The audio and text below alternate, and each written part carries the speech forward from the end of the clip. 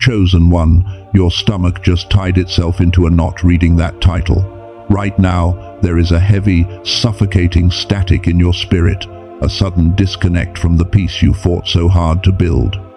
You have spent the last few hours in your mind, desperately trying to construct a defense, attempting to convince your conscience that your reaction was justified or that your panic was actually intuition. But the Holy Spirit is not validating your narrative today. You surrendered your high ground. You operated out of pure survival mode. And yes, your action was completely wrong. God's Spirit is deeply grieved with you today. Not because he wants to discard you, but because he is fiercely jealous of your calling, and you just allowed the enemy to trick you into lowering your crown. Listen to the frequency of my voice. You are not watching this by accident. The algorithm did not place this on your screen. The Holy Spirit orchestrated this exact, precise second to intercept your timeline before a temporary mistake becomes a permanent detour. Subscribe to align with thousands of awakened souls, like if your spirit confirms this word, and comment 777 to activate the frequency of divine correction. Before we go any further, I need you to make a conscious decision to stay with me until the very last second of this transmission. If you walk away now, you will carry this heavy, agonizing conviction without ever receiving the cure. By the end of this message, I am going to expose the exact invisible trap that hijacked your discernment. I will give you the precise spiritual protocol to reverse this damage before the sun goes down, and I will hand you a sacred key to instantly recalibrate your mind. Your restoration depends on you receiving this entire download, so anchor your mind right here and do not move. Let your soul release the need to defend itself. You know what you did. You sent that message. You made that move. You forced a situation that you were supposed to leave alone. You reacted to an irritation, a delay, or a perceived threat, and you took matters into your own hands. Now, you are carrying a terrible weight. You probably think the Holy Spirit is grieved because you were simply impatient. You think he is upset because you could not wait just one more day for his timing, and that your lack of patience is the core issue. But that is a surface-level understanding. The Spirit is not upset about your timeline. He is grieved because you picked up the weapons of darkness to try and protect a promise of light. You used manipulation, forceful words, anxiety, or fleshly control to try and secure a divine outcome. You stepped off your throne and stepped into the mud to fight a battle that was never yours to fight. There is a profound pattern in Scripture that explains exactly what you just did. In the book of Numbers, chapter 20, the Israelites were complaining bitterly in the desert because there was no water. God gave Moses a very specific, elevated instruction. He told Moses to take his staff, gather the assembly, and speak to the rock, and it would pour forth water. But Moses was exhausted. He was triggered by the toxic environment around him. He allowed the low frequency of the crowd to pull him out of his divine alignment. So, instead of using his words, instead of operating in his God-given authority, Moses raised his hand and struck the rock twice with his staff in pure anger. Listen to me very closely, chosen one. The water still came out. The physical results still happened. But that single action cost Moses his entry into the promised land. Why? Because he used human force and fleshly anger to accomplish what God wanted done through graceful authority. Moses made it look like God was angry and harsh, misrepresenting the divine nature. That is exactly what you just did. You struck the rock. You used human strength, fleshly anger, and forceful control because you were tired of waiting and tired of the pressure. And right now, your spirit is asking a desperate question. How do I lay down this human strength when my entire body is screaming in panic? How do I undo the damage of striking the rock? To answer that, we have to perform surgery on the deepest part of your subconscious. We have to look at the raw, ugly, unfiltered thought that flashed through your mind right before you made that mistake. I want you to focus your internal awareness on that moment. Do not hide from it. When that trigger hit you, a voice whispered in your mind. It said, if I do not protect myself right now, I am going to lose everything. If I do not force this issue, I will be abandoned. If I do not take control of this narrative, they will ruin my life. And God is taking too long to defend me. That was not the Holy Spirit guiding you. That was a trauma response. That was an ancient, unhealed inner vow, screaming for survival. You made a vow a long time ago, in a season of deep pain, that you would never let anyone take advantage of you again. You vowed that you would always protect yourself, because no one else was coming to save you. I need you to hear this and let it wash over you. Your panic does not mean you have lost your grace. Your mistake does not mean you are wicked or disqualified. It simply means you are trying to run a divine calling on a broken operating system.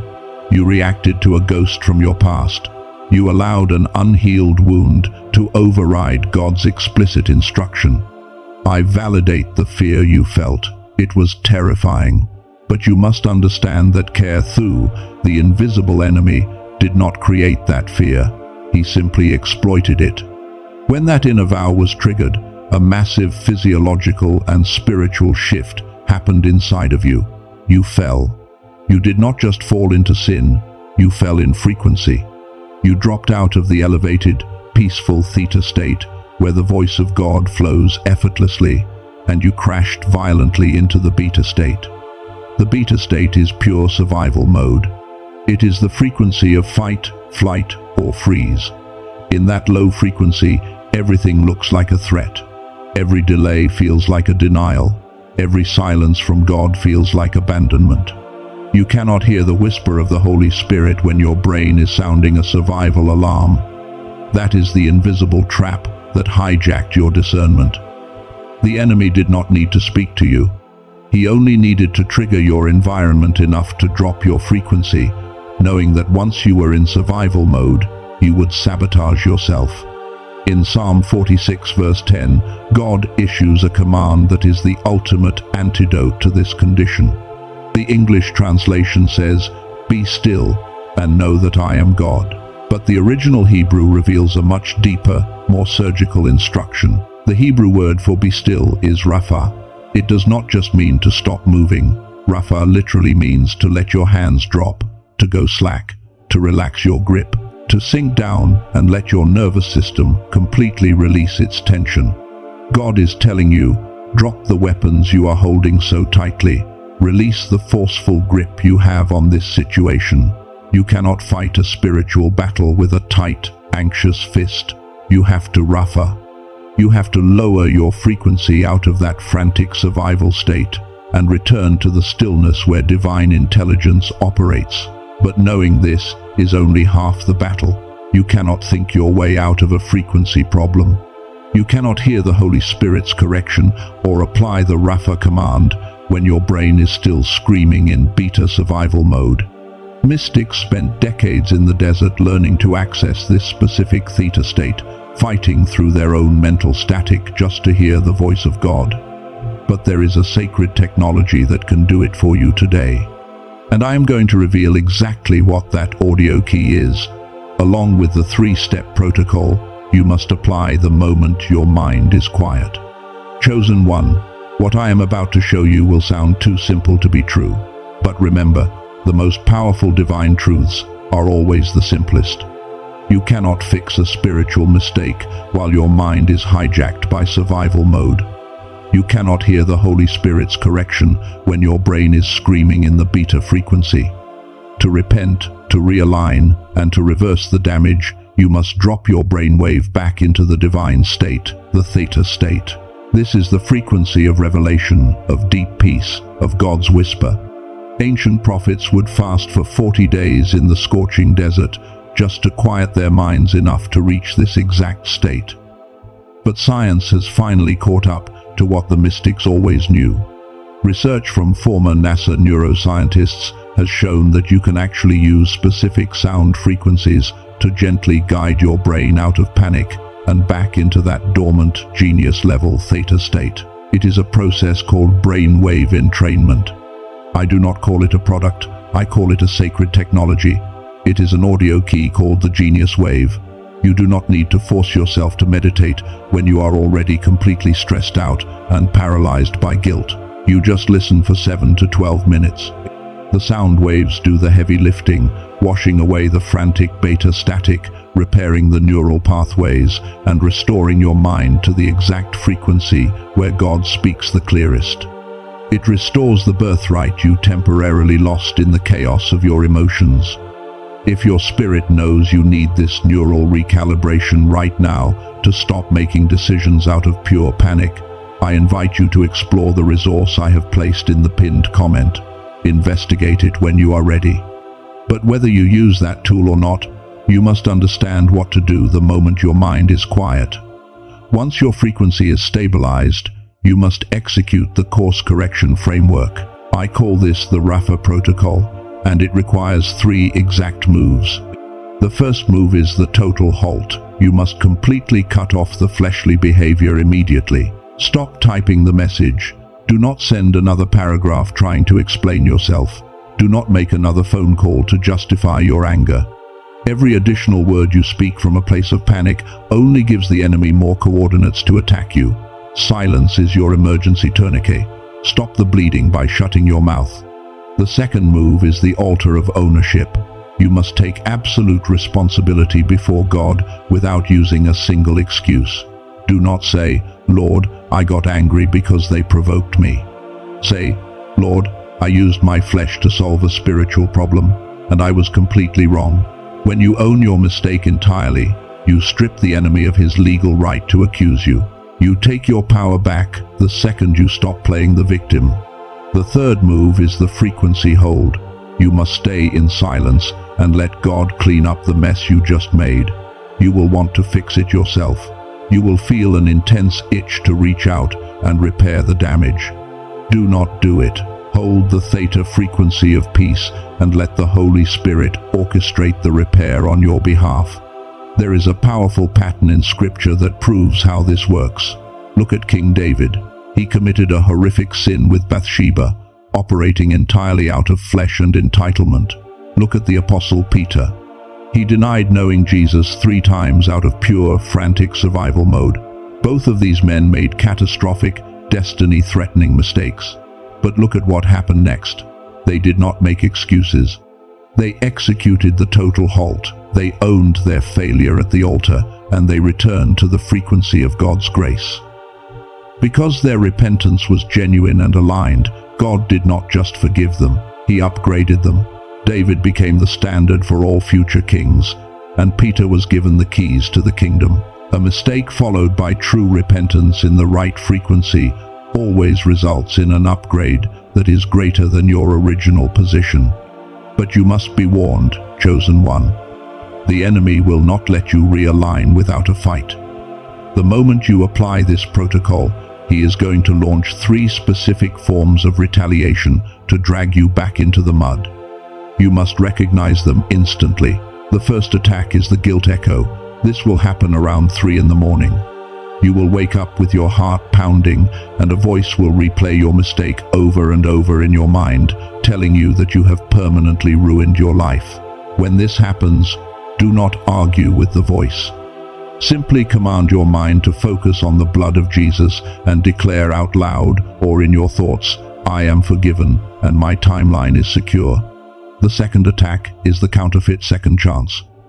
Sometime in the next 7 days, the exact same situation that triggered your mistake will present itself again. The person will say the exact same irritating thing. The delay will happen again. This is the enemy testing to see if you will stumble twice. Recognize the trap. Use strategic silence and simply walk away. The third attack is the accuser's text. Someone from the outside, perhaps a friend or a family member, will remind you of your failure. They will judge you. They will try to make you feel small. Your flesh will burn with the desire to defend yourself. Do not respond. Let them misunderstand you. Your vindication comes from heaven, not from their approval. Let me tell you about someone who was exactly where you are 8 months ago. They were in a high-stakes situation, waiting on a major business contract. God told them to wait, but the pressure got too high. They panicked, broke the contract in a fit of anxiety, and sent an angry, demanding message to the partner. Instantly, they felt that sickening drop in their spirit. They knew they had ruined it. But instead of spiraling, they found my teaching. They applied the Rafa protocol. They used the theta frequency audio to calm their nervous system, and then they did the hardest thing imaginable. They stayed completely silent for 3 entire months. They took the loss. They held the frequency. On the first week of the 4th month, the partner reached back out. Not only did they restore the original contract, but they offered a new position with 5 times the authority and financial backing. The partner actually apologized, saying they respected the dignified silence. That is what happens when you let God be your defense attorney. We are about to seal this right now. I need you to direct your internal focus to the center of your chest. If you are in a safe place, place your right hand over your heart. If you are driving or lying down, simply command your spirit to stand at attention. This is not a casual prayer. This is an activation.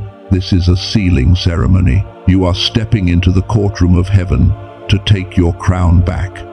Father God, in the mighty name of Yeshua, Jesus Christ, the King of Kings, we stand before your throne. We are not here to make excuses. We step into the light of your grace. Lord, you saw them panic. You saw the trauma trigger them. You saw the unhealed wounds that caused them to react out of fear instead of faith. You felt their heavy, suffocating guilt. But we declare that this mistake does not define their destiny. Right now, by the authority of the Word, I seal the Rafa protocol into their spirit. I bind the spirit of condemnation that is suffocating their mind. I bind the accuser of the brethren who is whispering that their calling is cancelled. You have no legal right here. I declare that this mistake is being turned into mastery. I decree that what the enemy meant to disqualify them is becoming their greatest training ground. The book of Romans, chapter 8, verse 1 declares, "Therefore there is now no condemnation for those who are in Christ Jesus." I decree that this verse is their new reality. The energy leak is sealed. The frequency is restored. Now, chosen one, God is asking you to surrender the heavy burden of trying to fix this yourself. Will you drop your human strength? Will you surrender your control right now? If your answer is yes, say yes out loud, or scream it silently in your spirit right now. Say yes. Heaven heard you. The transaction is complete.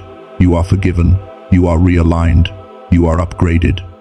Go back into your timeline and walk in your sovereign authority. In the mighty, matchless name of Yeshua. Do not say Amen yet. Sit in this peace for 60 seconds.